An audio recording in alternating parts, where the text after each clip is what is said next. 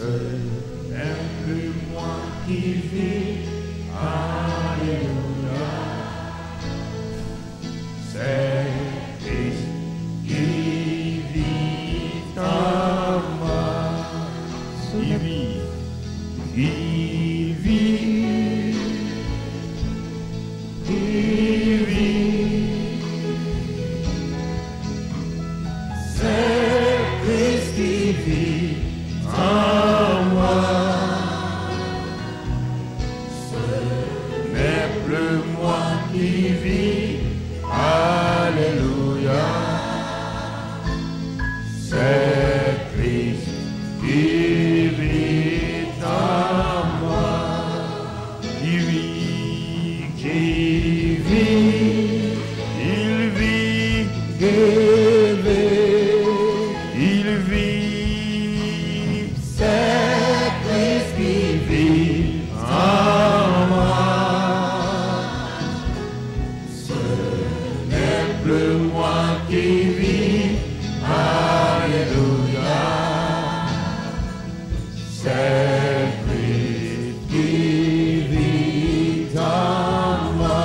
Ne chante pas main ta main. Ce n'est plus moi qui vis, alléluia. C'est la réalité divine. C'est Christ qui vit en moi. Ce n'est plus moi qui vis, alléluia. C'est Christ qui vit en moi. Qui vit, il vit, il vit. C'est Christ qui vit en moi. Ce n'est plus moi qui vis, alléluia. C'est Christ qui vit en moi. Est-ce que les sœurs peuvent proclamer ça? Ce n'est plus moi qui vis, alléluia. Croyez de tout votre cœur.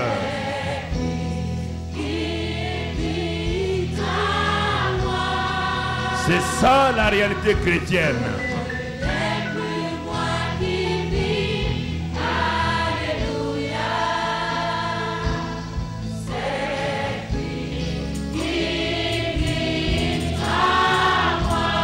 Maintenant les hommes. Ce n'est plus moi qui vis, alléluia. Réjouis-toi de cette réalité. Qui vit en moi. Ce n'est plus moi qui vis, alléluia. C'est Christ qui vit en moi. Ensemble maintenant.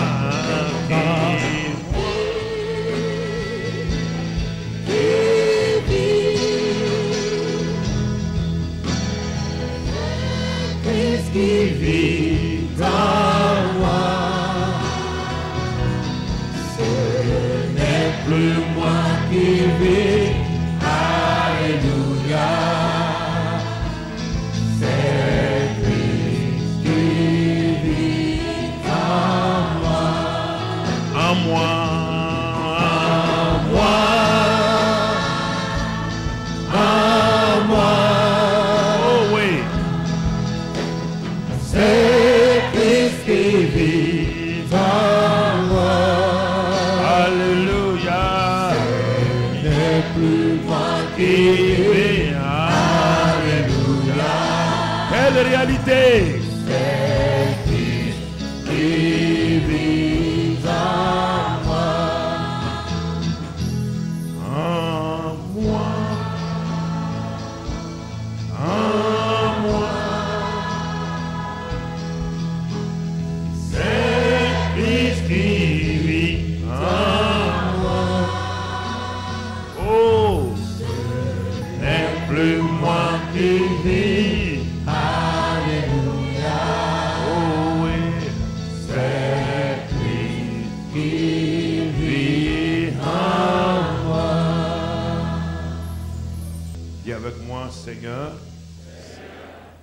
Je le crois de tout cœur. Que ce n'est plus moi qui vis, c'est toi qui vis en moi. Cette parole est certaine. J'y crois et je la confesse et elle se manifeste. C'est pourquoi ce matin, je te remercie car l'esprit de vie qui a ressuscité Jésus d'entre les morts est le même Saint-Esprit qui est en moi, qui vit en moi. Et il donne la vie à tout mon être, mon esprit, mon âme et mon corps. Et j'ai la victoire. Merci Père. Au nom de Jésus. Ce matin, nous rendons grâce à Dieu notre Père. Nous bénissons le roi des rois afin que nous puissions progresser avec lui dans cette année 2015. Il me semble que souvent les gens voient des slogans qu'on fait chaque année. Mais quand cet homme appelé Saul de Tarse, qui était un ennemi numéro 1 de Jésus, qui persécutait les chrétiens, qui n'avait aucune forme de vie en lui, il était un être religieux. Quand cet homme a rencontré Jésus-Christ, qu'il est né de nouveau, il a découvert quelque chose de très important. Il a découvert, malgré le fait qu'il n'a jamais rencontré Jésus, il n'a jamais vu Jésus, il a découvert deux faits. Disons trois faits. Le premier fait, j'ai été crucifié avec Christ. Voici un homme qui n'a jamais salué Jésus. Voici un homme qui n'a jamais rencontré Jésus. Où a-t-il eu cette révélation? Un homme qui n'a jamais rencontré Jésus, qui persécutait les chrétiens, qui ose dire, j'ai été crucifié avec Christ, avec ce Jésus-là. Premier fait. Et à cause de ça, il a eu la victoire sur le péché, il a eu la victoire sur Satan, il a eu la victoire sur tout ce qui venait les tentations. Deuxième fait que cet homme-là nous dit dans la parole, j'ai été ressuscité avec Christ. Mon vieil homme qui a été crucifié là n'est plus ressorti du tombeau du séjour des morts. C'est un homme nouveau qu'on appelle une nouvelle création qui est sorti. Un homme justifié, en qui il n'y a aucune condamnation. Cela a permis à cet homme-là de savoir qu'il y a une vie nouvelle en lui. Troisième fait, qui va donner à cet homme-là de régner dans cette vie-là, comme il nous l'a dit dans Romains 5, 17, il dit ceci, maintenant. Non seulement j'ai été crucifié, non seulement j'ai été ressuscité. Il y a un troisième fait que j'ai expérimenté. Et qu'à cause de ça, alors, plus rien ne peut prévaloir contre moi. Ce n'est plus moi qui vis, c'est Christ qui vit en moi. Alors quand il a dit cela, réfléchissez vous-même. Ce n'est pas un slogan. Il n'a jamais vu Jésus. Il n'a jamais rencontré Jésus. Il était, et même quand il a entendu parler de Jésus, il est devenu l'ennemi numéro 1 de Jésus. Cette déclaration-là, je vous pose la question. Vous croyez qu'il l'a faite comme ça? Et c'est ce qui a fait de cet homme-là le plus grand apôtre de tous les temps. Parce qu'il a accepté cette révélation. Est-ce que Paul est parti chez Pierre pour être délivré? Hein? Il est parti à une réunion de prière pour être délivré? Non, je vous pose la question. Mais a-t-il vécu la réalité, oui ou non? Frères et sœurs, a-t-il été enseigné comme nous sommes enseignés? Hein? Alors, comment a-t-il fait? Parce que quand il y a une révélation, on n'adhère pas à une révélation. On accepte la révélation. On vit dans la révélation. On la manifeste. C'est cette manifestation qui transforme votre vie. Parce que nous avons eu la vie éternelle lorsque nous sommes nés de nouveau. Nous ne sommes pas transformés. La vie éternelle est un fait ponctuel et définitif. Mais cette vie éternelle que nous avons reçue est en nous. Mais maintenant, elle doit se manifester dans notre âme, dans notre corps, et que ça commence à sortir pour aller vers les autres comme des fleuves d'eau vive, ce que nous avons vu depuis le début donc, de l'année. Alors, mon frère, ma soeur, Dieu nous donne une espérance. Si tu manques cette réalité de Christ en nous là, je ne sais pas comment tu vas faire. La délivrance n'apporte rien. Il ne s'agit pas de délivrance ici. Il s'agit de faire. J'ai été crucifié, j'ai été ressuscité, et maintenant ce n'est plus moi qui vis, c'est Christ qui vit. Ce n'est pas une promesse, c'est un fait, c'est une réalité. Aucun démon, ni dans le ciel, s'il y en a là-bas encore, ni en enfer, ne peut résister à aucun homme qui croit ça, qui marche dans ça. Il n'y a aucun démon qui peut le toucher, qui peut le toucher. Impossible. Je viens te parler de la part de celui qui dit qu'il est le même hier, aujourd'hui, éternellement. Je viens te parler de la part de celui qui dit il n'y a aucune ombre de variation en moi. Il dit je ne change pas. Ne t'inquiète pas, je suis avec toi et personne ne posera la main sur toi. Je te parle de cet homme-là. Écoute-moi mon frère, ma soeur. Il faut être chaud pour ce qui est chaud. Avec Jésus-Christ, quand on est chaud, on n'est jamais déçu. On n'est jamais déçu. Chaque jour, chaque soir, je vois des gens assis devant leur écran. Quand ils ont fini, ils sont déçus. Parce qu'ils veulent que leur équipe gagne. Ils ne sont pas sûrs que leur équipe va gagner. Mais moi, mon équipe gagne toujours. Alléluia. Alléluia. Alléluia. Car mon capitaine est en même temps entraîneur.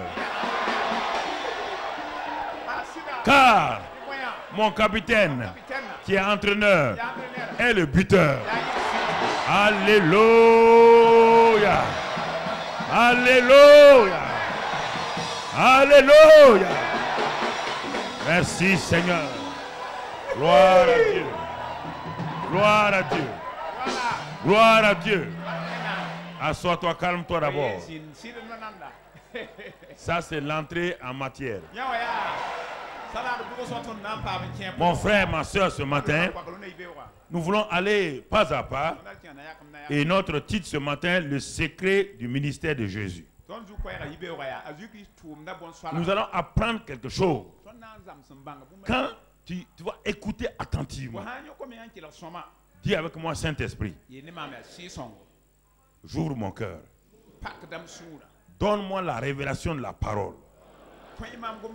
Car c'est la révélation de tes paroles qui est claire et qui donne l'intelligence aux simples.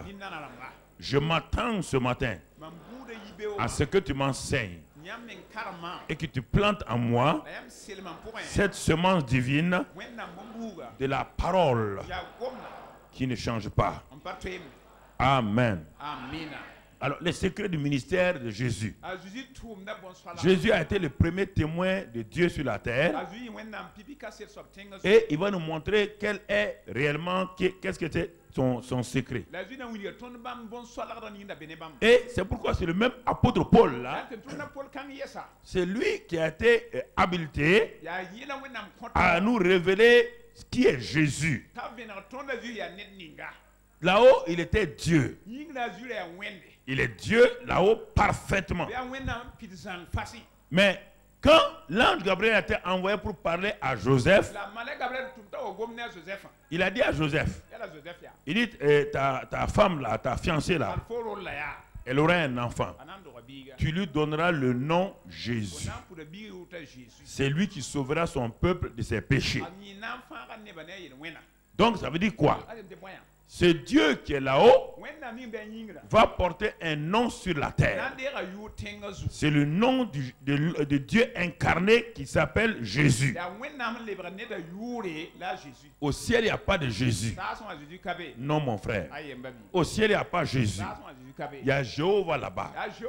Mais Dieu dit à Gabriel, si quand tu vas descendre, tu dis que Jéhovah là va venir sur la terre, il va porter un nom, Jésus. Mais les gens ont dit, ah oui, mais Dieu vient dans toute sa puissance. Dieu vient dans toute son omnipotence. Il dit non. Et c'est Paul qui va nous révéler Jésus est venu sous quelle forme. Dans Philippiens 2 et au verset 4. Philippiens 2 verset 4.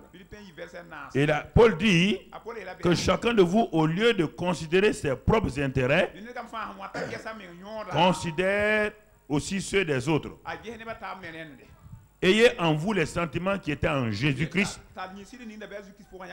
lequel, existant en forme de Dieu, n'a point regardé comme une proie à arracher d'être égal à Dieu lui-même. Mais il s'est dépouillé lui-même. Ouais, il n'est pas resté Dieu. Parce que pour parler en français, c'est difficile. Quand on dit d'être égal à Dieu là. Non, ça veut dire quoi? De rester Dieu. Voilà, donc, voilà. Et maintenant, qu'est-ce qu'il va faire? Il s'est dépouillé lui-même. Il s'est dépouillé de quoi? Il s'est dépouillé de son omnipotence, de son omniscience. Il s'est dépouillé de ça en prenant une forme de serviteur, en devenant semblable aux hommes. Est-ce qu'il y a un homme omniprésent? Est-ce qu'il y a un homme omnipotent? Est-ce qu'il y a un homme omniscient? C'est ça que vous devez comprendre. Il s'est dépouillé en prenant la forme d'un serviteur, en devenant semblable aux hommes. Et la dernière partie, la dernière phrase dit, le verset 8 dit, il dit, et ayant paru comme un simple homme.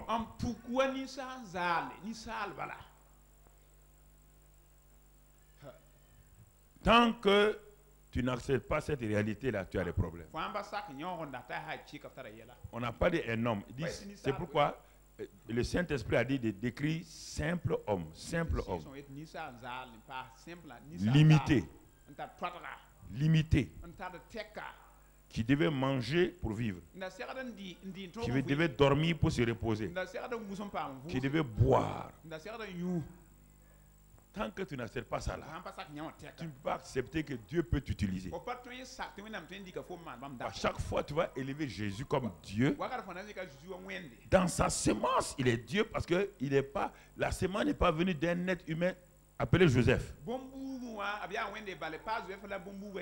Mais dans cette semence-là, il a enlevé tout ce qui est omniscience, omnipotence, tout. Et il reste seulement la vie. La vie.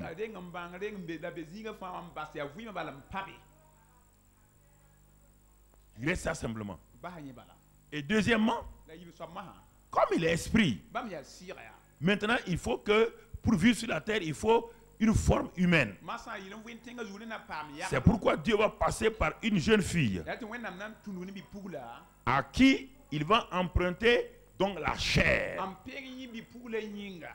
Je vous ai dit que quand Jésus est venu sur la terre, comme ce n'est pas un terrestre, un terrien, il a tout emprunté sur la terre.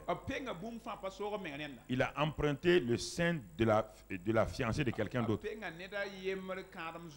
Il a emprunté de cette fiancée-là, il a emprunté sa chair. Tu comprends? C'est ça. Mais ce n'est pas fini. Et pour aller à Jérusalem, il a emprunté un anon. Pour manger son dernier repas, il a emprunté une grande salle. Tu comprends? Quand il est mort, même dans sa mort, il n'a pas de tombeau. Il a emprunté le tombeau de Joseph d'Arimathée.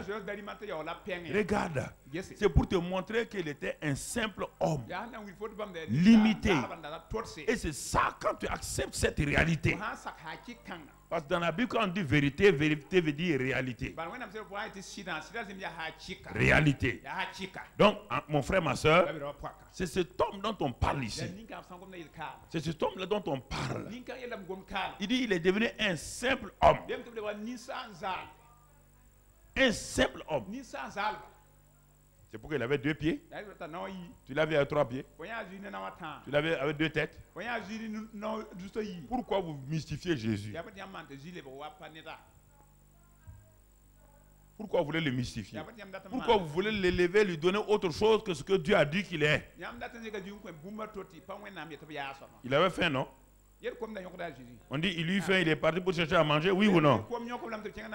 Est-ce que Dieu a faim? Dieu dans sa forme omnipotente, est-ce qu'il a faim? Mais Dieu dans la chair peut avoir faim, non? Doit avoir faim. Hein? Voilà, donc frères et sœurs, c'est cet homme-là dont on va parler de son ministère de témoin sur la terre, pour que toi et moi, nous osons croire que ce que lui-même dit là, nous pouvons être et faire la même chose. Pour que toi et moi, nous puissions comprendre. C'est pourquoi avant d'aller de l'avant, tu dois être fils de Dieu comme lui. C'est la seule chose qui te manque. Lui, il est un homme sans péché. Toi, tu étais un homme avec des péchés. Pour que vous soyez à égalité, qu'est-ce qu'il fait? Il te donne la vie que lui, il a. Tu deviens fils de Dieu comme lui. Maintenant, vous allez ensemble. Vous pouvez progresser ensemble. C'est pourquoi il a dit, le disciple, dans Luc 6,40, que le disciple n'est pas plus que son maître, mais que tout disciple accompli sera comme son maître. Tu comprends, mon frère? Ce sont ces choses-là. Il y a une incrédulité dans le monde chrétien. Une incrédulité. Les gens veulent se comparer à un Jésus, Dieu omnipotent. Non. Sur la terre, quand il était à Canaan, est-ce qu'il pouvait être à Jérusalem? Hein? Non. Rien. Et lui-même il parle. Frères et sœurs, regardons cet homme-là. Qu'est-ce qu'il a qualifié? Ce qu'il a qualifié, c'est Luc 4, 1, verset 1 et verset 14. Le verset 1 dit d'abord que Jésus-Christ, rempli du Saint-Esprit, revint du Jourdain et fut conduit par l'Esprit dans le désert. Donc maintenant, c'est Jésus-là, c'est Jésus homme-là, avant de commencer son ministère, a été rempli du Saint-Esprit et conduit par le Saint-Esprit. Alors mon frère, ma soeur, ce qui est écrit ici là, c'est la même chose pour toi et moi. Pendant 30 ans, cet homme qui était là, qui est saint, qui marche dans la vérité, n'a pu rien faire, rien, absolument rien. Parce qu'il lui manquait la qualification remplie du Saint-Esprit. Il lui manquait ça. Il ne pouvait rien faire. Il l'a dit lui-même. Écoutez, frères et sœurs, c'est-à-dire que souvent nous faisons des choses parce que nous ne voulons pas. Sinon, ce n'est pas que Dieu n'a pas donné, nous ne voulons pas.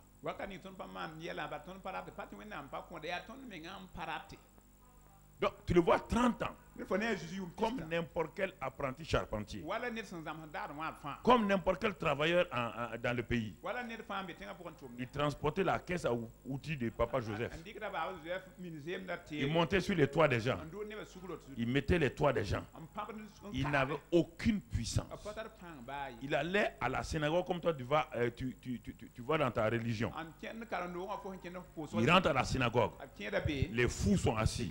Les malades sont assis. Il voit les gens mourir. Il ne peut rien faire. Il sort, il s'en va. Pendant 30 ans. Mais quand le ciel s'est ouvert, lorsqu'il a fini de prier et que le Saint-Esprit est descendu, on dit c'est Jésus là. Maintenant, il est rempli du Saint-Esprit et il est conduit par le Saint-Esprit. Ne va pas loin sans t'assurer de ces deux éléments-là, rempli et conduit du Saint-Esprit. C'est l'élément qui va te donner d'être égal à ton maître. C'est cet élément-là qui te donne d'être égal à lui. Parce qu'il va dire dans Jean 20, il dit que de même que le Père m'a envoyé, je vous envoie de la même manière que le Père m'a envoyé. Et c'est pourquoi il dit, recevez le Saint-Esprit. Recevez le Saint-Esprit. Donc le Père l'a envoyé, il a reçu le Saint-Esprit. Il veut nous envoyer, recevez le Saint-Esprit. Alors donc frères et sœurs, pourquoi vous êtes, vous dites, ah moi je suis femme. En Christ, il n'y a plus de femmes, il n'y a plus d'hommes. Il n'y a plus de blancs, il n'y a plus de noirs. En Christ, il n'y a plus de petits, il n'y a pas de vieillards, il n'y a pas de jeunes. Donc vous voyez, le verset 14 dit, quand il a été rempli et conduit, maintenant il est parti prier et jeûner. Ça veut dire que lui-même a été obligé de jeûner et prier 40 jours. Il ne te demande pas à toi d'aller prier et jeûner 40 jours. Parce que les disciples, pour recevoir le Saint-Esprit, on n'en veut que prier 10 jours. Ils n'ont même pas, on ne sait même pas s'ils ont jeûné, ce n'est pas bien écrit. Alors, revêtu de la puissance de l'Esprit, retournant en Galilée, et sa renommée s'est répandue dans tout le pays d'alentour. Qu'est-ce qui a fait la renommée de Jésus? C'est le Saint-Esprit. Il n'y a que le Saint-Esprit qui puisse faire ta renommée dans n'importe quel domaine où tu veux travailler.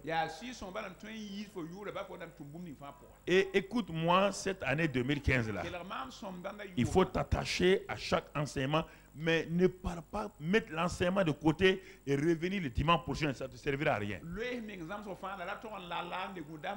Mais maintenant, si tu décides de vivre comme tu veux, tu n'as pas envie de changer, ça tu es libre. Sinon, si tu veux changer, tu as assez de choses que je veux te donner par lesquelles tu peux changer. Si tu veux garder ton mauvais caractère, si tu veux garder ton caractère d'escroc, tu es libre. Dieu ne fera aucun effort. Mon frère, ma soeur. Le cas de Paul est là, le cas de Jésus est là, le cas de Pierre est là, le cas de tout le monde est là.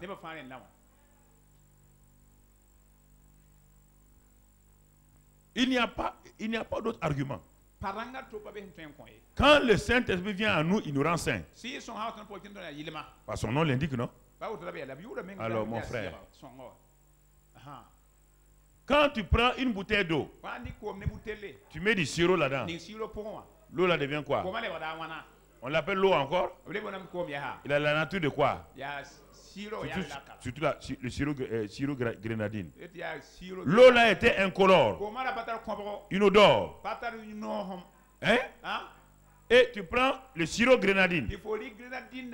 Sirop pur ici. Tu mets dans la bouteille d'eau. Tu as 2 bouteilles de sirop. Oui ou non? Tu ne peux pas dire que tu as reçu le Saint-Esprit et que tu es différent de Jésus et tu continues à vivre dans l'impureté. Il y a quelque chose à écouter. Si vous ne voulez pas changer, ne changez pas. Mais ne mentez pas sur Dieu. Dieu libère. Comment le grand Saint-Esprit va venir en toi et tu continues à vivre comme tu veux. Frère, arrêtons de nous flatter nous-mêmes, chacun. On n'a pas besoin de prière pour ça. Dès le moment où le Saint-Esprit vient là, ça amène un changement. Le mauvais Paul là est devenu Saint Paul. Le meurtrier là est devenu un homme qui ne tue plus les gens. Ce n'est pas parce qu'il a prié, hein. C'est parce que le Saint-Esprit est venu en lui. C'est le premier fait que vous devez accepter. Arrêtez de prier sans le Saint-Esprit. Arrêtez de jeûner sans le Saint-Esprit. Le premier élément, c'est d'abord la présence du Saint-Esprit en vous. L'accepter comme un fait, accepter ça et le laisser manifester par la prière en langue.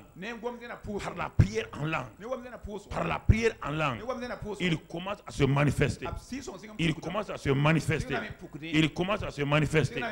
Maintenant, si tu jeûnes, le jeûne est pour te fortifier toi, mais c'est le Saint-Esprit qui est en toi qui est déjà ta force. Le jeûne ne fortifie pas quelqu'un. Le jeûne me permet de me mettre de côté, sans manger, sans boire, pour savoir la situation dans laquelle je me trouve là. Puisque j'ai trop de pensées. Quelle est la pensée de Dieu? Quelle est la pensée de Dieu? Le jeûne ne change pas Dieu. Le jeûne me change moi. Le jeûne n'amène pas Dieu à changer son programme. Il a dit que je ne change pas. Il a dit qu'il n'y a aucune ombre de variation en moi. Donc ton jeûne ne peut pas changer Dieu. Soit ton jeûne te change. Ton jeûne change ton mauvais caractère. Ton jeûne te brise toi-même. Ton jeûne te dit que ton attitude n'est pas correcte. Parce que le Saint-Esprit qui est en toi, tu lui donnes le temps maintenant. Or, avant ton temps de jeûne et prière, tu es allé à gauche, tu vas à droite. Tu es trop occupé. Il n'a pas le temps de te parler. Tu dis, bon, je vais mettre 3 jours à part. On peut parler maintenant. 3 jours. Tu vas commencer à te révéler ce qui fait tes défauts, ce qui fait tes faiblesses, ce qui fait ça. C'est ce temps de jeûne-là qui est important. Sinon, le jeûne lui-même, il ne change pas quelqu'un. Mais dans quel passage vous avez lu ça? Vous êtes agrafé à des choses religieuses comme ça. Si les jeunes changent les gens, on n'a plus besoin de Jésus. On n'a plus besoin du Saint-Esprit. Oui ou non? Voilà, frères et sœurs. Il faut savoir faire les choses en harmonie. C'est cette harmonie-là qui te donne la victoire. Alors, frères et sœurs, Jésus a jeûné 30 jours. Ce n'est pas pour avoir la force. Il avait déjà la force du Saint-Esprit là. Il a jeûné 40 jours là pour savoir quelle est la pensée du Père. Il est sorti du jeûne là avec la pensée claire du Père. Quand tu es trop occupé, tu n'entends pas la voix de Dieu. Il n'y a pas un homme... souvent, le problème des fonctionnaires, des hommes d'affaires, c'est qu'ils sont trop occupés. Ils cherchent seulement la voix de Dieu pour leurs affaires. Ils ne cherchent pas la voix de Dieu pour leur vie.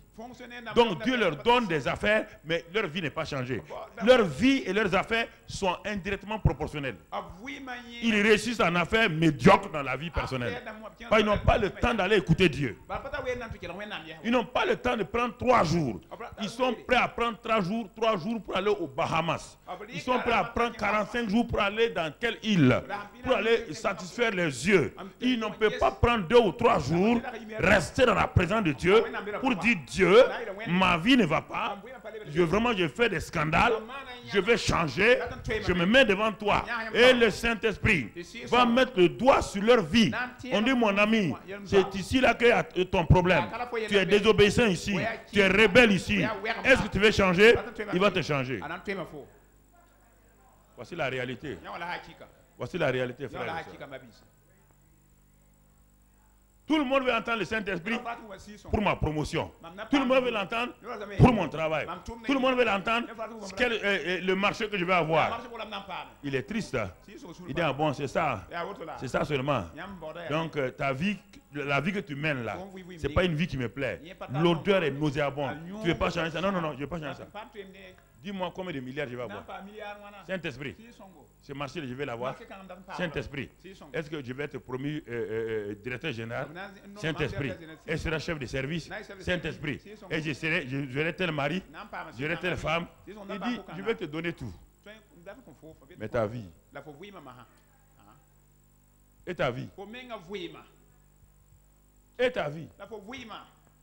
Voici, vous êtes tranquille là, vous êtes silencieux là. C'est ça. Et ta vie. Ta vie c'est quoi? Si tu meurs, tu laisses tes affaires. Alors frères et sœurs, pourquoi la vie de Jésus plaisait à Dieu? Parce qu'il dit, je ne fais que ce que je vois faire à mon Père. Quelque chose s'est passé. Quand Jésus a reçu le Saint-Esprit, tout de suite là, il est devenu de l'habitation du Père en esprit. Colossiens 2,9 nous dit que toute la plénitude de la divinité, toute la plénitude de la divinité est venue habiter corporellement en lui. Corporellement en lui. Corporellement en lui. C'est cela. C'est pourquoi dans Jean 14, verset 10, il dit ceci. Jean 14, verset 10, il nous parle. Et il dit, parce que ses disciples même ne savaient pas qui il était au juste. Ses disciples doutaient encore. Certains ont dit, ah, montre-nous le Père et tout. Bon, à la fin, on résume. Il dit à Philippe, ne crois-tu pas que je suis dans le Père et que le Père est en moi? Il dit maintenant, les paroles que je vous dis, je ne les dis pas de moi-même. Et le Père qui demeure en moi, c'est lui qui fait les œuvres. Il y a trois choses que Jésus nous enseigne dans ces deux versets-là. Premièrement, le Père est en lui. Deuxièmement, il ne dit que les paroles du Père. Troisièmement, il ne fait que les œuvres du Père. Alors tout témoin de Christ, si tu n'as pas la réalité de ces trois sphères-là, c'est un problème pour toi. Je dis encore, je répète. Il dit, ne crois-tu pas que le Père est en moi et que je suis dans le Père et que les paroles que je dis, ce ne sont pas mes paroles et que les œuvres que je fais, ce ne sont pas mes œuvres. Trois choses. Premièrement, Jésus déclare, il proclame, il dit à tout le monde, ne me regardez pas. Il dit, le Père est en moi. Le Père est en moi. Deuxièmement, toutes les paroles que je dis là sont les paroles que le Père prononce à travers moi. Et les œuvres que vous voyez faire là, tous ces miracles là, il dit c'est pas moi, c'est le Père toujours, par le Saint-Esprit qui habite en moi, qui fait les œuvres. Alors je pose la question, comment veux-tu vivre dans cette vie? Comment vis-tu? Comment vis-tu? Regarde déjà comment tu es en désharmonie avec ce que je suis en train de t'enseigner. On va faire tel programme. Jésus te dit, lui n'a pas de programme. Jésus te dit, lui n'a pas de parole. Jésus te dit, lui n'a pas d'œuvre. La seule chose, le Père qui habite en lui. Deuxièmement, les paroles qu'il veut dire là, il les reçoit du Père. Troisièmement, les œuvres qu'il fait là viennent du Père. Non, écoutez. Avez-vous découvert toutes ces réalités-là? C'est important que vous compreniez ces réalités. Mon frère, ma soeur. Regardez Jean 12, verset 49. Concernant les paroles. Jean 12, 49. Qu'est-ce qu'il dit dans ce passage-là? Car je n'ai point parlé de moi-même, mais le Père qui m'a envoyé m'a prescrit lui-même ce que je dois dire et annoncer. Le Père m'a prescrit. C'est étonnant.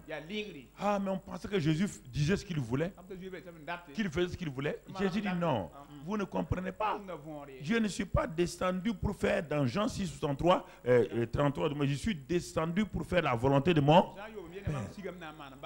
Alors je te pose la question. Un ambassadeur est envoyé dans un pays pour faire quoi? Pour faire la volonté de son. L'ambassadeur ne dit que les paroles de son. Il ne fait que les œuvres de son. Alors, comment voulez-vous être ambassadeur de Christ, témoin de Christ? Vous faites ce que vous voulez, vous dites ce que vous voulez, et vous voulez être en harmonie avec le Seigneur. Voici le vrai problème des chrétiens aujourd'hui. Ils ne veulent pas que Dieu leur parle quelque chose que ce qu'ils veulent. Je veux ça là. Il faut que Dieu me donne ça. Ils vont acheter des pasteurs, mettre dans leur maison des pasteurs qui vont prier jusqu'à ce que Dieu fasse ça là. Et c'est pourquoi beaucoup de gens meurent avant leur temps. Parce que si tu rentres dans la volonté permissive de Dieu, Dieu ne te protège plus. Il va te donner ce que tu veux. Il va plus te protéger.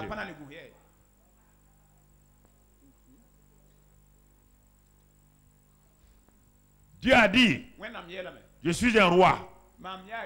Et je vais faire de vous des rois et des sacrificateurs. Vous entendez? Je ferai de vous des rois et des sacrificateurs. Moi, je suis roi et sacrificateur. Ils ont dit oui. Ils arrivent en Canaan. Avant d'arriver en Canaan, ils ont vu beaucoup de peuples avec des rois. Ils disent au prophète Samuel, nous voulons que tu établisses sur nous un roi. Samuel, un homme. Il était tellement découragé. Il s'en va pour prier Dieu. Écoutez-moi. Il s'en va pour prier. Dieu dit à Samuel, son serviteur, ne te décourage pas. Ce n'est pas toi qui les rejette. C'est moi qui les rejette. Ils ne veulent pas que je sois roi sur leur vie. Alors, on va leur donner un roi. On va leur donner des rois et des rois. Écoutez, frère, toute la série des rois d'Israël était dans la volonté permissive. Aucun roi, ni David, ni personne n'était dans la volonté parfaite de Dieu. Écoutez-moi, hein. Je vous parle sérieusement. Aucun. Ils ont jeté Dieu comme roi. Dieu va leur donner des conditions. Tous les rois que je vais vous susciter là, ils vont prendre vos femmes, vos enfants comme vos filles comme femmes, vos enfants comme soldats, des serviteurs. Vous allez payer des impôts. Vous allez tout payer. Ils ont dit oui. Est-ce que vous comprenez? Dieu est roi. Et ils veulent qu'ils soient des rois tous. Ils ont refusé. C'est écrit dans le livre, si tu vas déjà dans Exode, tu trouveras ça. Maintenant, ils veulent un roi. Alors que Dieu est leur roi. Dieu dit, vous aurez des rois. Tous les rois d'Israël, aucun n'était la volonté parfaite. Tous, y compris David, étaient la volonté permissive.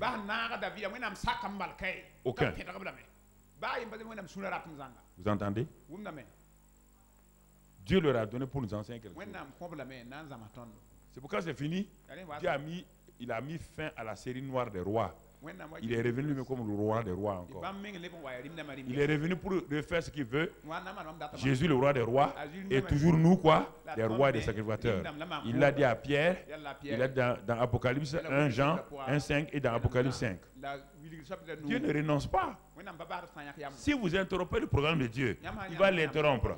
Mais quand il va le recommencer, là où ça a été interrompu. Dans ta vie, c'est ça. Si tu bloques la main de Dieu pendant 15 ans, quand Dieu va revenir vers toi pour te faire démarrer, il te fait démarrer là où il t'a trouvé à 15 ans. Et c'est pourquoi des gens ont des problèmes. Là où il ne veut pas t'amener là où tu n'es pas. Tu t'es arrêté avec Dieu où? Ici? Et toi, tu penses que tu es là? Non, Dieu te ramène où? Là où la chaîne a été brisée. C'est là qu'il t'amène. Et c'est pourquoi beaucoup de gens ont des problèmes. Ils n'arrivent pas à avancer. Leur vie n'est pas dans la plénitude. Jésus, regardez Jésus. Mais moi, je suis étonné, je suis émerveillé en même temps. Regardez-le comment il avance. Il dit, je ne fais que ce que je vois faire au Père. Je ne dis que ce que le Père m'a dit de dire. Ce que le Père m'a prescrit, c'est ce que je dis. C'est ce que j'annonce. Ce que le Père m'a prescrit. Oh, les œuvres. Dans Jean 10, verset 37. Jean 10, verset 37. On a vu les paroles, voyons les œuvres maintenant. Jean 10, verset 37. Il dit, si je ne fais pas les œuvres de mon Père, vous voyez bien, il n'y a pas d'œuvre à faire. Parce que le ministère de Jésus n'était pas son... Ouais, le problème aujourd'hui, tout le monde proclame son ministère. Moi, je ris quoi. Tu n'as pas de quel ministère tu as? Jésus appelle son ministère là les œuvres de son Père. Parce qu'il savait que s'il avait des œuvres à lui-même, sachant que lui-même ne peut rien faire, ça va être de la jalousie, des mesquineries, autre chose. Il appelle son ministère là les œuvres de son Père. Alors, si c'est les œuvres de son Père, c'est sûr et certain, voilà, relisons ça. Si c'est les œuvres de son Père, je ne fais que, si je ne fais pas les œuvres de mon Père, ne me croyez pas. Mais si je les fais, quand même vous ne me croyez point, croyez à ces œuvres-là, afin que vous sachiez et reconnaissiez que le Père est en moi et que je suis dans le Père. Regardez encore, il nous dit la même chose. Comment pouvons-nous faire l'œuvre de Dieu si le Christ n'est pas en nous? Si nous ne sommes pas soumis au programme de Christ. Frères et sœurs, notre vie n'est pas une vie dichotomique, une vie séparée, une vie laïque et une vie religieuse. Non. Non. La vie d'un chrétien est une vie intégrée. Et tu dis, ouais, moi je travaille dans telle société. Dieu n'a pas de société. Non, mon ami. Quand tu travailles là-bas, là, tu es un envoyé de Dieu là-bas. Comment tu travailles? Quel est ton témoignage dans cette entreprise-là? Quel est ton témoignage dans cette université-là? Quel est ton témoignage dans cette ONG-là? Quel est ton témoignage dans tel service d'État-là? Ah, tu penses que toi, tu as ta vie laïque de travailleur et tu as une vie spirituelle? Tu as déjà vu ça? Tu as vu ça? Mon frère, ma soeur. Parce que tu ne comprends pas que Christ est une réalité. Donc il dit ici, mais si je fais les œuvres là, sachez que le Père est en moi. Il n'arrive pas à saisir. Il dit, ah, mais Jésus est fort, hein? Mais non, Jésus dit non, ce n'est pas moi, c'est le Père qui est en moi. Ah bon? Mais pourtant on t'appelle Seigneur. Non? Dis oui, je le suis. Pourtant on t'appelle fils de Dieu. Je le suis. Mais je dis que mon secret, c'est le Père qui est en moi, qui parle à travers moi, qui fait les œuvres à travers moi. Si c'était ainsi que nous marchions, on serait vraiment dans la paix, dans le repos. Nous voulons provoquer des choses que nous ne pouvons pas faire. Nous voulons faire des choses que nous ne pouvons pas faire. Et on est triste. Frères et sœurs, si tu sais que ce frère-là a le Saint-Esprit en lui, moi j'ai le Saint-Esprit. Si nous devons faire quelque chose ensemble, mais j'ai tellement confiance en lui. Mais si je crois, c'est moi qui dois faire quelque chose. Lui, il s'oppose à moi. Automatiquement, il y aura concurrence. Non. Le Saint-Esprit en toi. Le Saint-Esprit en moi. Regardez Moïse et Betsalel. Ils n'ont pas le Saint-Esprit en eux, mais ils avaient le Saint-Esprit sur eux. Dieu donne une vision à Moïse.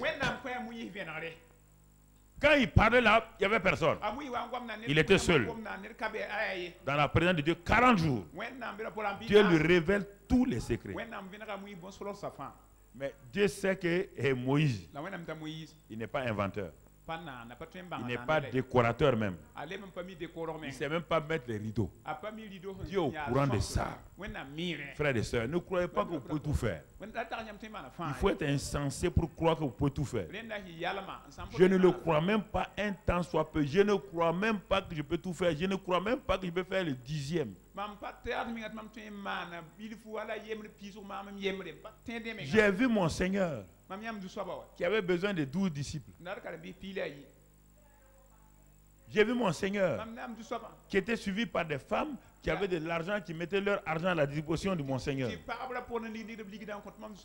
J'ai vu mon Seigneur que pour faire la multiplication des pains, il a fallu un petit garçon avec 5 pains et 2 poissons. Lui, il dépend des autres. Il n'a pas dit, ah, mais un petit garçon avec 5 pains, 2 poissons, c'est une honte pour moi. Non, non, il a pris les 5 pains du petit et il a fait participer le petit à l'avancement du royaume des cieux. Écoutez, quand tu vois cet homme-là comme ça, tu vas faire concurrent avec qui? Tu vas t'élever par rapport à qui? Il faut être insensé. Et regarde, il dit Moïse, tu es le visionnaire. Tu m'as rencontré. Tout le monde te respecte. Il dit, je sais une chose. Question de faire les tableaux là, de décorer là, tu ne t'y connais pas. Mais moi, Dieu, j'ai déjà préparé quelqu'un qui s'appelle Betsaël. J'ai préparé un autre qui s'appelle Oholiab. Je les ai préparés. Et j'ai mis sur eux l'esprit d'invention. Ce sont des inventeurs. Ils vont t'aider à accomplir ta vision. Mais si moi j'étais descendu, je n'ai pas besoin de Betsalel. Il n'y a pas besoin de Oholiab. Moi j'ai eu la révélation. Je vais faire. Mais Dieu va dire insensé. Tu vas retarder mon œuvre. Tu vas retarder ce que je t'ai confié. Car tu n'es pas Betsalel, tu ne peux pas inventer. Ça doit nous enseigner. Mais ça n'a pas l'air de nous enseigner. Il n'y a personne que Dieu élève sans apporter des personnes de ressources pour vous aider.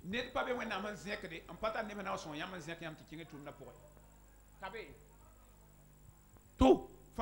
Vous avez besoin de tout le monde dans la vie. Nous avons besoin de tout le monde dans la vie. Pour le centre, j'ai eu la révélation. Mais sans vous là, je serai où? Je peux construire ce bâtiment? J'avais l'argent pour ce bâtiment. Dieu a parlé de la télévision. J'ai construit la télévision. C'est moi qui ai mis les techniciens à la télévision. C'est moi qui ai formé les techniciens. Non. Écoutez, dans la vie, la dépendance, la collaboration, l'entente, ça montre quelle qualité d'homme vous êtes. Mais si vous ne vous entendez pas les gens, si vous ne collaborez pas les gens, vous avez beau avoir tous les secrets, vous êtes disqualifiés. Dieu, c'est pourquoi Jésus s'est rendu dépendable. S'est rendu dépendable.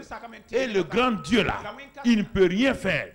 Le grand Dieu ne peut pas gagner une seule âme sur la terre sans toi et moi. Tu entends? Sans toi et moi, le grand Dieu va regarder le monde périr, aller en enfer.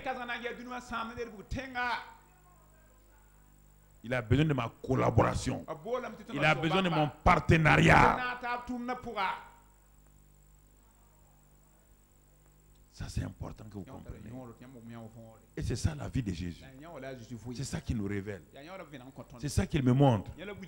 C'est ça qu'il me dit, mon fils. Si tu veux réussir, fais comme je fais. Le Père en moi, par le Saint-Esprit.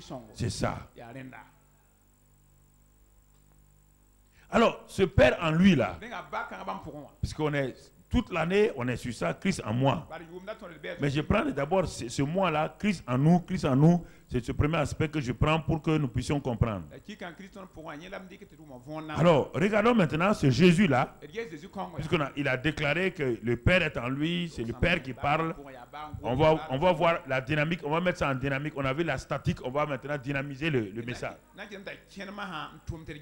On va sortir des témoignages précis de la vie de ce Jésus-là. On l'a vu, il a déclaré. Mais on ne l'a pas vu sur le terrain encore. Comment ça se passe sur le terrain? Comment? Tu as fait une école d'électricité. Formidable. Mais on te dit d'aller en travaux publics. Ça, c'est pour savoir si tu as bien compris la leçon d'électricité. On t'amène sur le terrain maintenant. Regardons Jésus sur le terrain. Ce qu'il a dit, est-ce que c'est vrai? Allons dans Marc 4. Marc 4, verset 35. Marc 4, 35. Allons dans Marc 4, 35 et regardons ce que la Bible nous dit. Ce même jour, sur le soir, Jésus leur dit, passons à l'autre bord. Jésus leur dit, passons à l'autre bord. Bon, on va s'arrêter. Mon ami, je ne t'ai pas dit d'aller vite. On va s'arrêter sur ce verset 35. On s'arrête sur le 35. Donc, le 35 nous dit quoi? Ce même jour, sur le soir, Jésus. En tout ça, Jésus. On va passer à la leçon pratique maintenant. On a rassemblé les éléments comme en marketing. On a rassemblé les éléments, on va dépouiller et on va sortir maintenant notre schéma pour fonctionner sur le terrain. On parle de Jésus, on prend un cas pratique. Jésus. De quel Jésus on parle? Retourne à la leçon qu'on vient de voir. Le Jésus rempli du... Le Jésus conduit par le... Le Jésus revêtu de la puissance du... Le Jésus qui est conscient de la présence du Père, hein? Et le Jésus par lequel le Père parle. Et le Père agit. C'est lui qui est là. Ah oui, on est dans la leçon pratique maintenant. On a fini avec la théorie. On prend la pratique. On le voit sur le terrain. On le voit sur le terrain. On dit Jésus. Mais de quel Jésus? Le Jésus dont on vient de parler. Rempli du Saint-Esprit. Revêtu de la puissance du Saint-Esprit. Conscient que le Père est en lui. Que le Père parle à travers lui. Qui ne fait rien sans que le Père parle. Et tout ça. Alors, donc c'est Jésus-là. Qu'est-ce qu'il va faire? Il va parler. Qu'est-ce qu'il dit? Il dit passons à l'autre bord. Suivez-moi. Hein? Passons à l'autre bord. Ah. Passons à l'autre bord. C'est ce Jésus-là qui est en train de parler. Cela veut dire quoi? Il invite ses disciples à faire un voyage avec lui sur la mer. La mer, c'est le monde. Et il va entrer dans leur barque. Leur barque là, c'est leur vie. On vient à nous maintenant, Christ en nous. Jésus dit à ses disciples, vous avez une barque? Ils ont dit oui. Très bien. Je vais entrer dans votre barque. Je vais vous enseigner quelque chose. J'entre dans votre barque, étant rempli du Saint-Esprit, de la présence du Père, j'ai les paroles du Père. Et je vais vous amener deux niveaux à la fois. Ma propre vie est un témoignage. Et ce que je vais vous montrer pendant ici, là, vous allez comprendre. Donc, Jésus entre dans leur barque. Mon frère, ma soeur. Alors, regardons, puisque Jésus ne fait rien sans que le Père ait parlé, et que la parole de Jésus est la parole de qui? Du Père. Alors, le Père dit au Seigneur Jésus, dis à tes disciples que vous allez faire un voyage. Passons à l'autre.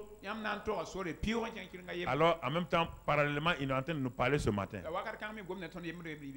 Tu es du côté de cette terre-là. Dieu te dit, on va voyager pour qu'on arrive à le bord de l'éternité. Écoute, c'est un voyage important. Je ne parle pas de la mort de quelqu'un, non. Dès que tu es converti, tu commences un voyage avec Jésus. Ta vie devient une barque dans laquelle Jésus va entrer. Et il va te parler la parole du Père. La parole du Père dit, comme maintenant tu m'as reçu, un jour je vais te voir. Donc prépare-toi à faire le voyage avec mon fils. Et regarde ce que mon fils va vivre et tu tireras une leçon pour toi-même. Regarde sa manière de faire. Regarde son attitude. Regarde-le. Fixe les yeux sur lui. Je vais t'apprendre quelque chose d'important. Les disciples ont dit oui. Ah, maître. Passons à l'autre bord. Passons à l'autre bord. Formidable. Ça, c'est le verset 35. Le verset 36. Et après renvoyer la foule, il l'amenait dans la barque où il se trouvait. Il y avait aussi d'autres barques avec lui. Donc, ça, on a déjà dit, c'est-à-dire que Jésus est dans leur barque. On va sauter au verset 37 maintenant. Alors, lorsque Jésus dit passons à l'autre bord, dans le voyage de la vie que nous avons lorsque nous devenons chrétiens, écoutons, il y a des choses que nous devons voir. Quelqu'un a entendu aussi et qui a entendu que passons à l'autre bord. Quelqu'un d'autre l'a entendu. Ce quelqu'un ne veut pas que tu passes à l'autre bord. Écoutez-moi maintenant. C'est ça que la révélation. La révélation de la parole. Tu as lu tout ça là, tu as lu pendant des années, tu ne vois rien là-dedans. Ce n'est pas une affaire d'intellect. Ce n'est pas une affaire de philosophie. Ce n'est pas une affaire d'analyse grammaticale. C'est une affaire de révélation. Regarde bien ce que la Bible dit. Jésus dit, je parle la part de mon Père. Mon Père dit qu'il m'a envoyé sur cette terre-là pour venir commencer un voyage avec vous. Du point de la terre pour aller vers l'éternité. Donc, je suis venu pour vous accompagner. Moi, je suis déjà rempli du Saint-Esprit. Je connais la voix de mon Père. Il dit, allons-y. La Bible dit, elle ne montre pas. Mais regardez, quelque chose va se passer. Le verset qui suit, qu'est-ce qu'il dit? Mon ami, on parle de tourbillon. Et il s'éleva un grand tourbillon et les flots se jetaient dans la barque. Regardez attentivement. Il dit, passons à l'autre bord. Quand il a fini de parler, ils sont rentrés et ils ont commencé à faire avancer la barque. La barque arrive à un endroit, brusquement, soudainement, quelque chose se passe. Un tourbillon se lève, un vent commence à se manifester. L'eau, brusquement, commence une ébullition. Sans cause apparente. Parce qu'il y a quelqu'un qui ne te laissera jamais passer sur l'autre bord. Parce que sur l'autre bord, là, c'est important, frère. Il ne te laissera pas passer. Il utilise, lui aussi, a un certain pouvoir. Il a des pouvoirs sur la nature. Il a des pouvoirs sur les éléments naturels. Qu'est-ce qu'il fait? Il rentre dans l'eau. Il soulève l'eau sous forme de tourbillon pour qu'on accuse Dieu. Quand il a attaqué Job, personne n'a su que c'est lui. Tout le monde s'est agrippé sur Dieu. Que le feu de Dieu est tombé, a détruit ceci. Dieu a fait cela. Dieu a fait cela. Parce qu'il utilise les choses naturelles pour empêcher ton progrès, ta destinée. Parce qu'il vient lui-même, on va savoir que c'est lui. C'est pourquoi il ne vient jamais lui-même. Il utilise les choses naturelles, les éléments naturels. Et pour qu'on dise c'est Dieu. Ouais, Dieu est en train de soulever un tourbillon. Hein. Et aujourd'hui, les scientifiques disent que c'est les quoi de la nature. Quand il y a une tempête, tsunami, on dit c'est la nature. C'est ça. Les chrétiens n'ont pas cette intelligence de comprendre.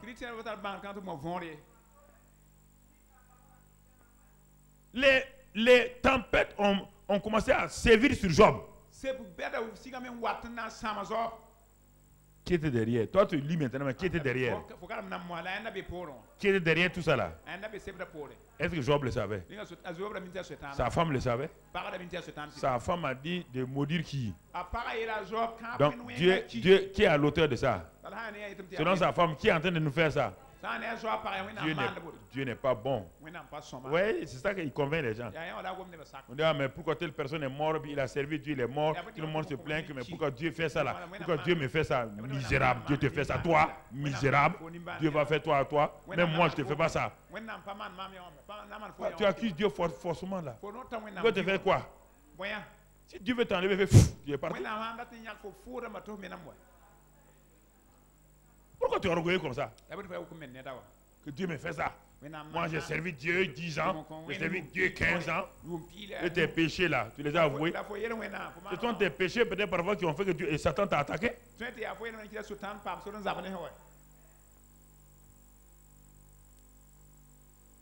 Parfois on est orgueilleux. Et vous laissez les gens venir vous dire, ce qui t'arrive là. Mais Dieu même n'est pas reconnaissant. Hein. On t'a vu souffrir ici. On t'a vu ça. Et puis Dieu te fait ça. Dieu fait quelque chose à toi, un homme. Est-ce que Dieu a besoin qu'un homme parle de lui? S'il veut t'enlever, il a besoin de la vie de quelqu'un? Quand il te créait, il a eu la vie de ton père? Pourquoi vous laissez des esprits religieux comme ça vous raconter des histoires? Quand il te créait, il a eu besoin de la vie de ton père? Alors, pour t'enlever, il aura la vie de ton père? Ouais, bien. Ici, un tourbillon, le vent, les flots ont commencé à remplir la barque. C'est tous les éléments de la vie comme ça. On aura le temps une autre fois de développer ça. C'est ça qui est arrivé à Job. C'est arrivé à Job. Tous les jours, les choses se déroulaient. Parce que c'est Job qui a ouvert la porte. Et la femme de Job dit, non, ton affaire de Dieu là, c'est pas vrai. C'est pas vrai. Dieu n'est pas sérieux. Maudis-le et meurs. Aujourd'hui, ça ne vous arrive même pas ça. Hein? Simplement, vous n'avez pas eu un petit travail là, vous ne venez plus à l'église.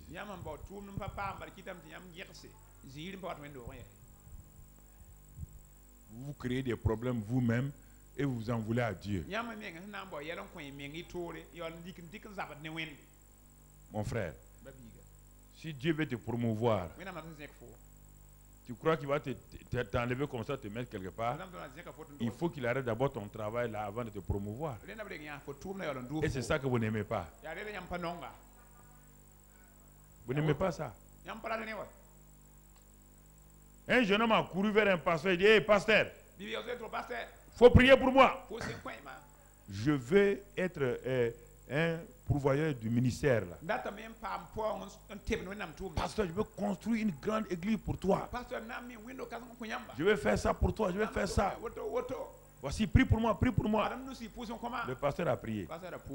Oh, alléluia. Le jeune homme est parti. Quand il est parti, le lendemain, il arrive au service, licencié. Il court, il vient dire au pasteur que lui n'aime pas ça. Lui, il a prié. Il veut aider ton ministère. J'ai dit, je vais aider ton ministère. Et Dieu n'a rien trouvé que de me licencier. Mais le pasteur la regarde, il arrive. C'est ça avec les chrétiens. Tu as dit, tu veux m'aider. Mais le salaire que tu gagnes là, c'est combien? 30 000 francs. Tu peux me construire une grande église avec 30 000 francs? Hein? Il dit non. Dieu dit, le pasteur dit, rends grâce à Dieu. Seigneur, je te rends grâce. Mais c'est ce que vous faites.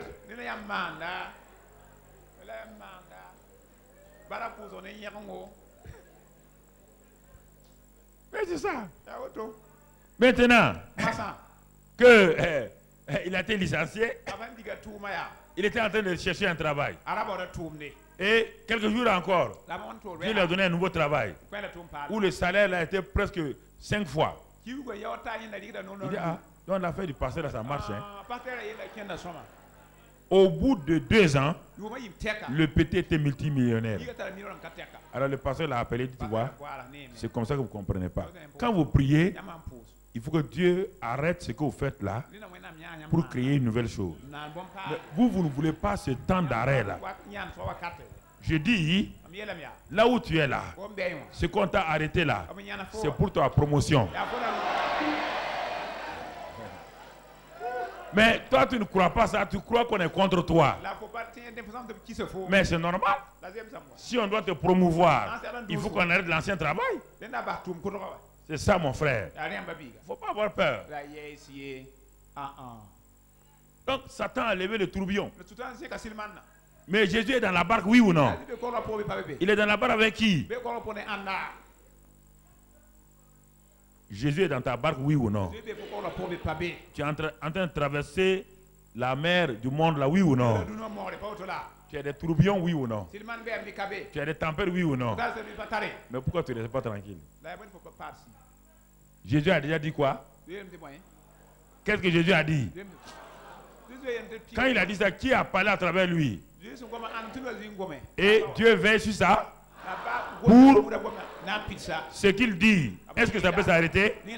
Il a dit passons sur l'autre. Est-ce qu'il a dit allons nous noyer? Est-ce qu'il a dit allons mourir? Alors mais pourquoi vous êtes troublés? Vous êtes troublés pourquoi? Non, vous êtes troublés par quoi? Pourquoi vous voulez que Dieu suive vos pensées? Alors que la Bible dit nos pensées ne sont pas les pensées de... Alors si tu veux avoir les pensées de Christ, il faut t'attacher à la parole. Et les pensées de Christ vont commencer à surgir et tu vas aller de l'avant. C'est ça ici. Donc le Jésus qui est dans leur barque là, et le Jésus rempli du Saint-Esprit, revêtu de la puissance, le Père est en lui, c'est le Jésus là qui est dans leur barque. Et Satan a levé la tempête. Mon frère, ma soeur, tu ne peux pas passer à l'autre bord sans rencontrer des tempêtes et des tourbillons. Regardons le verset qui suit. Et la barque se remplissait déjà au point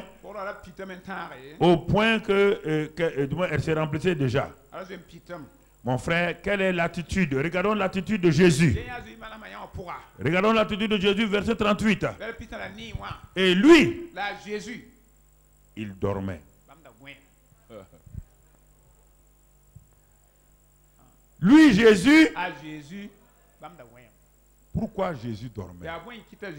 Un, il a la confiance en ce que le Père a dit. Il a confiance en ce qu'il vient de proclamer. Passons à l'autre. Il a confiance en sa propre parole. C'est pourquoi il dormait. C'est pourquoi il est au repos. C'est pourquoi il est dans la paix. Écoute-moi mon frère, ma soeur. Pourquoi tu n'as pas de paix? Et tout de suite tu vas comprendre. Jésus dormait. Une attitude l'attitude de foi du Seigneur. Une quiétude. Il croit la parole. Il croit la parole que Dieu a déjà dite dans Ésaïe 43. Ésaïe 43, verset 1 à 3. Jésus s'appuie sur la parole, déjà la parole écrite. Jésus connaît bien la Bible. Ésaïe 43, verset 1 et 2 à 3. Ainsi parle maintenant l'Éternel qui t'a créé, ô Jacob. C'est lui qui t'a formé, ô Israël. Ne crains rien, car je te rachète. Je t'appelle par ton nom, tu es à moi. Je t'appelle par ton nom, tu es à moi. Verset 2. Si tu traverses les eaux, je serai avec toi. Et les fleuves, ils ne te submergeront point. Si tu marches dans le feu, tu ne brûleras pas et la flamme ne t'embrasera pas. Jésus connaît ce passage-là. Et c'est pourquoi, quand le Père lui a dit, passez à l'autre bord, Jésus savait qu'en voulant passer à l'autre bord, sûrement l'ennemi va attaquer. Il sait ça. En devenant chrétien, Jésus vient prendre ta main. Il est dans ta barque, dans ton cœur. Il te dit, ma fille, passons à l'autre bord. Allons dans l'éternité. Satan va dire, tu n'arriveras pas à l'éternité. Mais Jésus dit, je suis avec toi. Si tu traverses les fleuves, les eaux tourmentées, le feu, Je ne te délaisserai point. Je suis avec toi. Base-toi ce soir, mon frère. Ne te base pas sur tes sentiments. L'attitude de Jésus. Lui, il dormait. Lui, il dormait. Mon frère, ma soeur, dès le moment où il est au repos, tu dois regarder attentivement.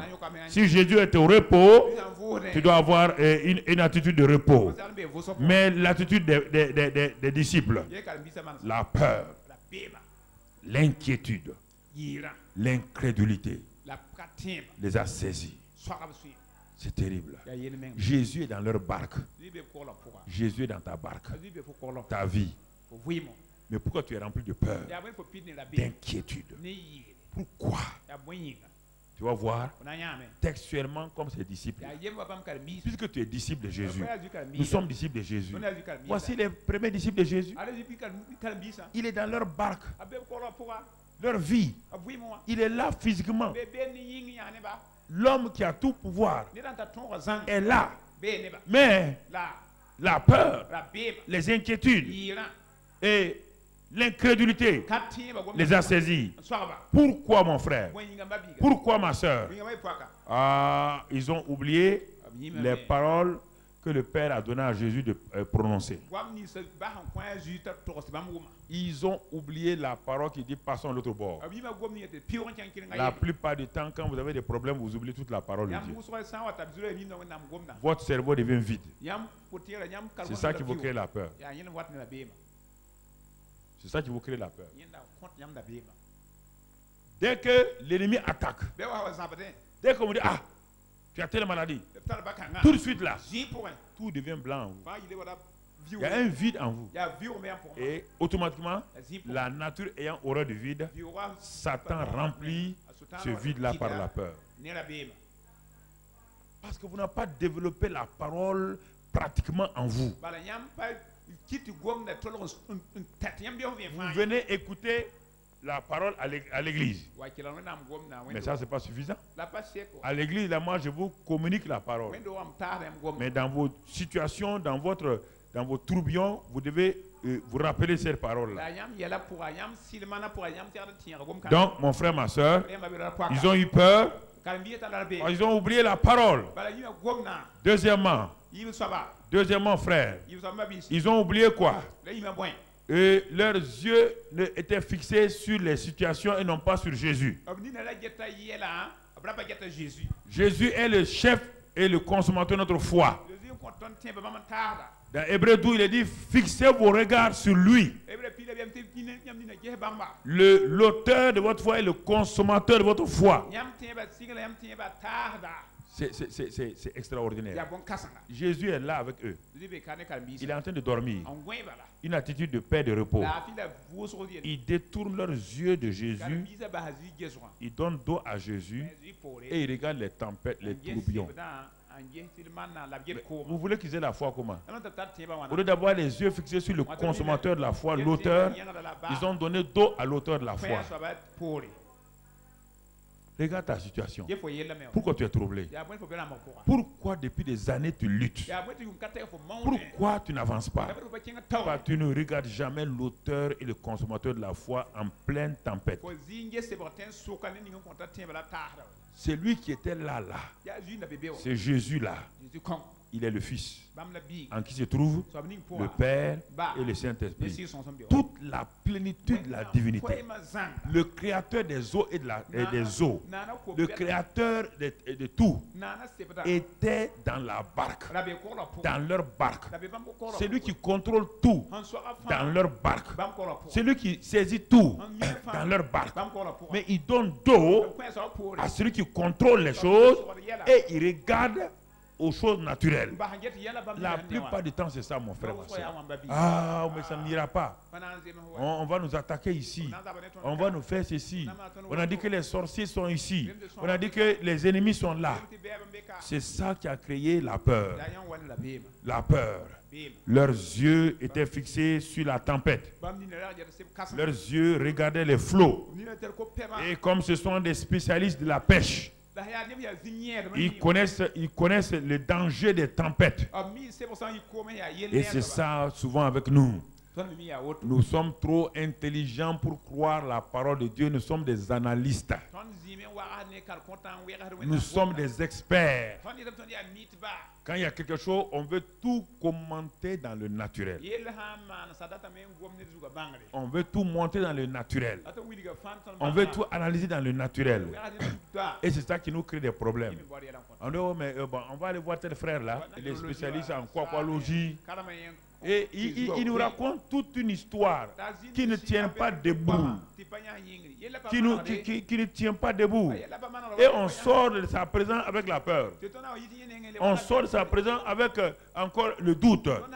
On doute sur Dieu. Parce qu'on a écouté un expert qui n'est expert en rien, qu'en mensonge. C'est ça le problème. Il est là. Mais il ne regarde pas ça. Ils ont des pierres. Tu es le plus ancien ici. Hein? Et tu as affronté combien de tempêtes? Il dit, ah ouais, mais nous on a affronté des tempêtes. Bon, mets-toi devant. Il faut laisser le petit là, il a 30 ans. Et puis c'est un rabbin. Hein? Il n'est pas marin. Il n'est pas pêcheur de poissons. Laissez-le là-bas. Allez, Pierre, vas-y. Jean, montre-nous comment on doit faire. Bâbord, tribord, surbord. Toutes les techniques. Ne luttez pas uniquement dans votre vie. Vous serez coincé quelque part. C'est lui qui t'a créé là. Il est le seul qui a la solution pour ta vie.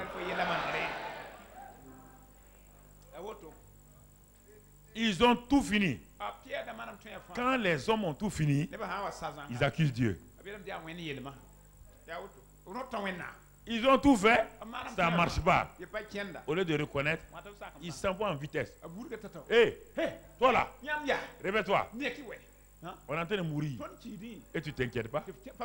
Comment quelqu'un qui dort va s'inquiéter?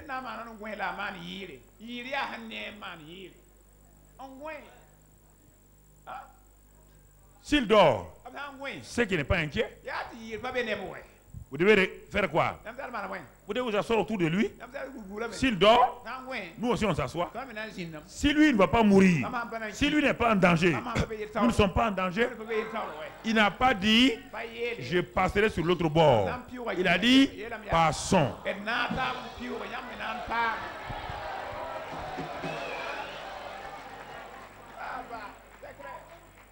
Il n'a pas dit, il a dit passons. Quand il a dit ça, il y avait qui en lui? Il y avait le Père et le Saint-Esprit. Lui, les trois, plus vous. Est-ce que Satan peut vous arrêter? Est-ce que Satan peut vous arrêter? Passons. Passons à l'autre bord. Frères et sœurs, nous devons comprendre ces vérités-là. Verset 39, s'étant réveillé. Ah, j'aime ça. Dis avec moi, s'étant réveillé. Dieu s'est levé. Ses ennemis font quoi? Quand il s'élève, ses ennemis font quoi? Hein? Jésus s'est levé.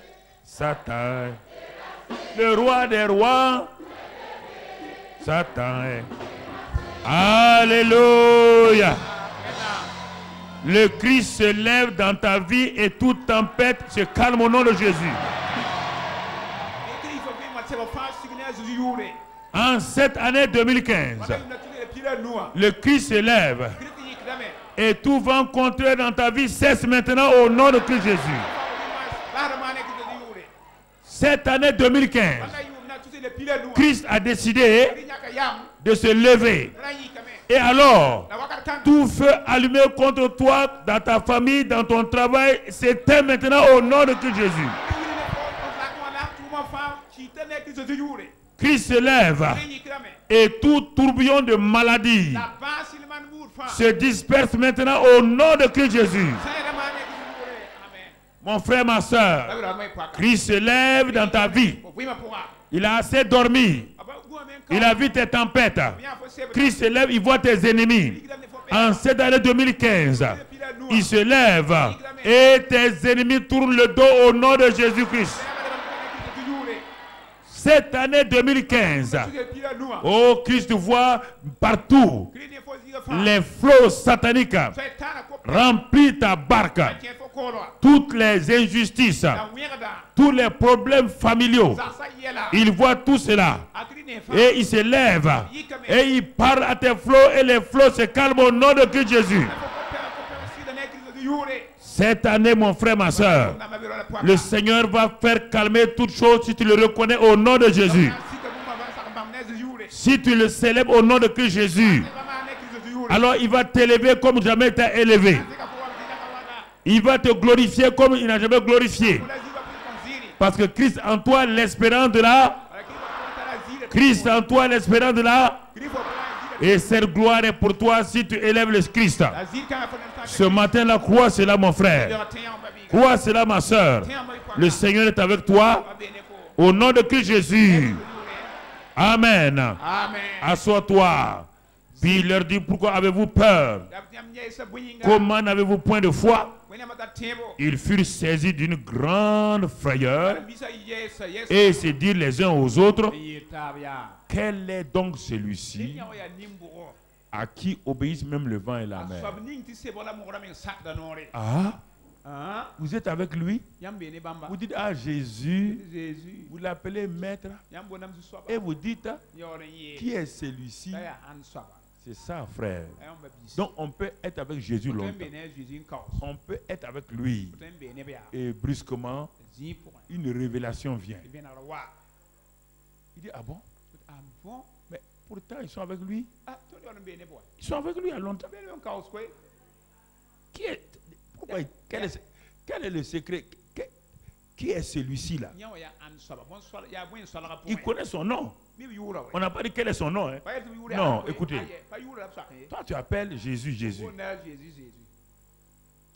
C'est comme textuellement ce que tu as. La mort est là. Il se lève. Il lève la main. Il parle au vent. Le tourbillon, le vent, tout se calme. Ils ont oublié son nom. Le nom, ils sont habités Jésus, ils ont oublié. Mais quelque chose vient sur eux. Il dit, mais au juste, l'homme qu'on suit là,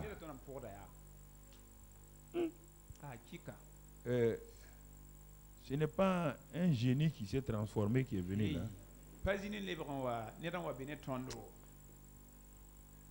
Mais Pierre dit à son frère André, c'est toi qui m'as amené à Jésus là.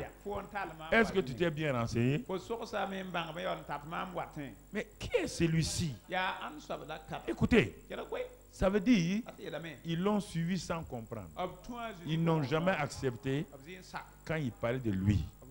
Ils n'ont jamais accepté. Et ce matin-là, il y a plein de gens comme ça. Vous n'avez pas accepté. Si vous avez accepté ce qu'il a dit, quand vous avez dit Jésus est Seigneur là, vous n'allez même pas vous poser la question. Dites, qui est celui-ci? Qui est celui-ci?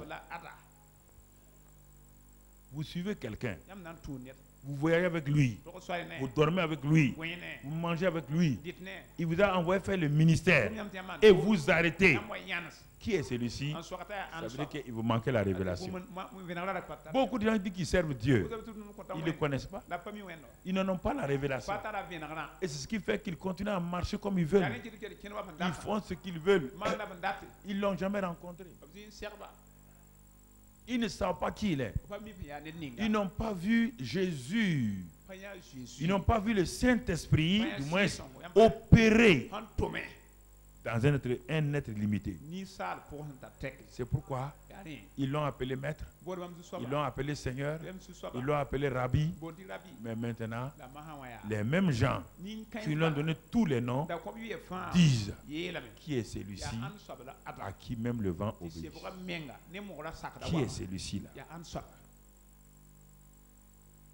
Avant qu'ils aient fini cette phrase-là, ils sont arrivés à l'autre bord. On va s'arrêter là. Non, ils sont arrivés à l'autre bord. Et ils vont découvrir quelque chose. Quand ils arrivent à l'autre bord là, dès qu'ils mettent les pieds sur le sable, écoutez, ils vont découvrir quelque chose maintenant. Et on va le voir la prochaine fois. Quand ils mettent les pieds sur le sable, il voit un homme bizarre qui quitte un cimetière. Un homme que personne ne peut contrôler. Que personne sur la terre ne peut contrôler. Écoutez, c'est une révélation que je ne vous ai pas encore donnée. Un homme qui menace le monde. Un homme qui contrôle le monde. Un homme qui a la terreur du monde. Aucun être humain, aucun fer, aucun moyen humain n'a pu le paralyser. Et qui ont posé la question, qui est celui-ci là par rapport au vent? Ils vont découvrir Jésus sous une autre dimension. Un homme extraordinaire. Un homme qui a en lui Satan. Vous entendez? Qui a en lui Satan. Et en face de cet homme-là, il y a un autre homme qui a en lui Dieu. Bon, je préfère laisser ça pour la prochaine fois. Vous rencontrez un homme qui a Dieu. L'autre homme a Satan. Et il a toute une armée. 2000 soldats. 2000 démons de Satan sont en lui. Il s'appelle Légion.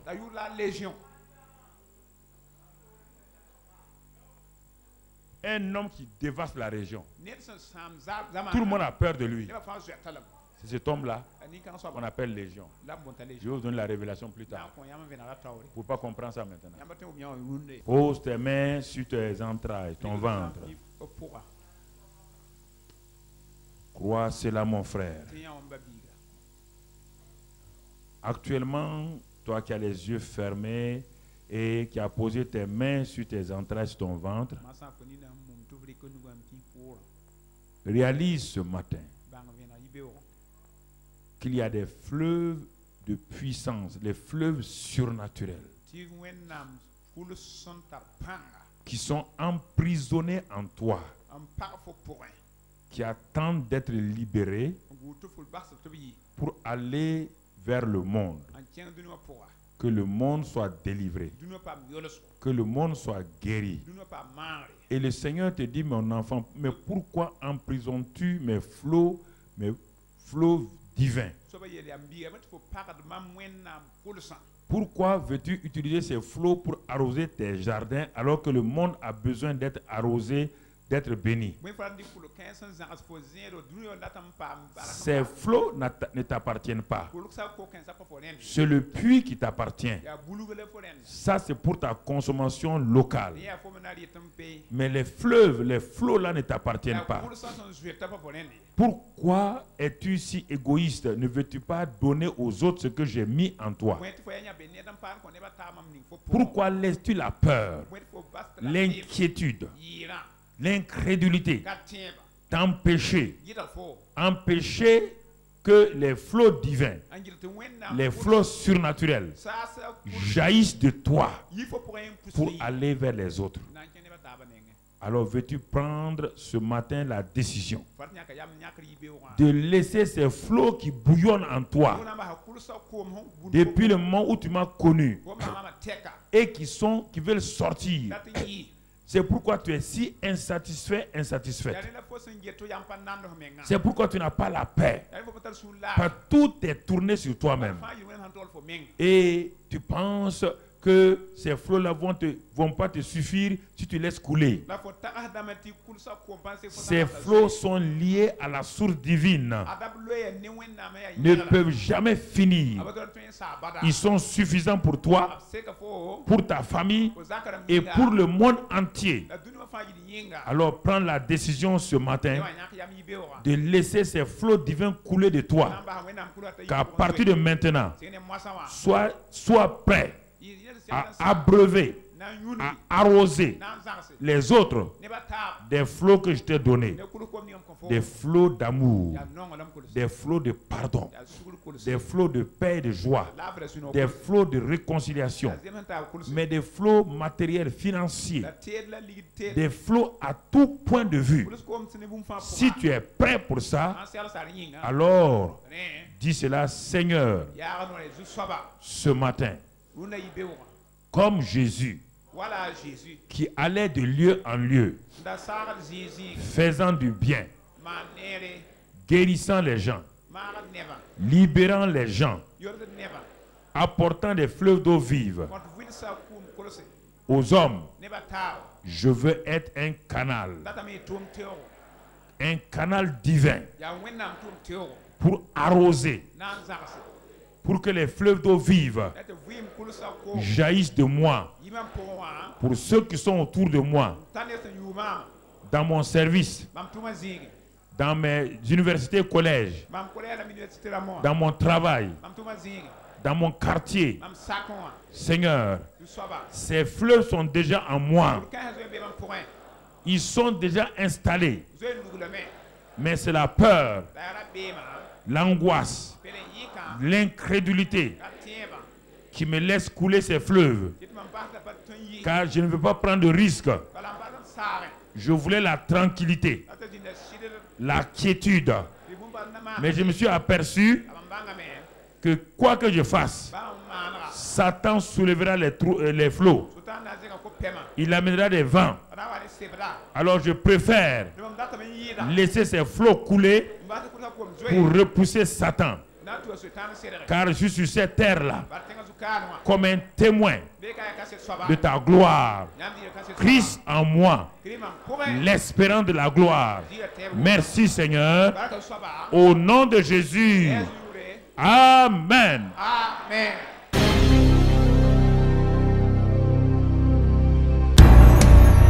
Le Seigneur établit chacun de vous comme une sentinelle. Et il vous donne des paroles de puissance. Les gens seront étonnés. Ce que vous direz dans vos quartiers, dans vos villes, dans vos nations, dans vos pays, ce que vous direz, les gens vont prêter attention à partir de maintenant. Vous avez tellement la valeur que les gens vont venir vers vous. Ils sauront que vous avez la parole de vie. Et alors vous ouvrirez votre bouche. Vous leur donnez la parole de vie au nom de Christ Jésus. Vous allez les libérer au nom de Christ Jésus. Vous allez les changer au nom de Christ Jésus. C'est pourquoi le Seigneur m'a dit te dire que tu es important à ses yeux et que tu es fille de l'homme et qu'il t'établit ce matin au nom de Jésus-Christ. Parle et dis avec moi. Pharaon. Jusqu'à présent, le monde a eu peur de toi. Mais mon père m'a dit de dire que tu ne ressembles à rien, qu'un simple arbre qu'on déracine, qu'on brûle. C'est pourquoi tu n'as pas de pouvoir sur moi. Toutes tes malédictions venant de mes ancêtres, même d'Adam, ont été déracinées. J'ai été libéré en Jésus-Christ. Je suis béni de toutes les bénédictions. Satan, tu n'as pas d'emprise sur moi. Quoi que tu fasses, je suis protégé par le sang de Jésus. Par le sang de Jésus.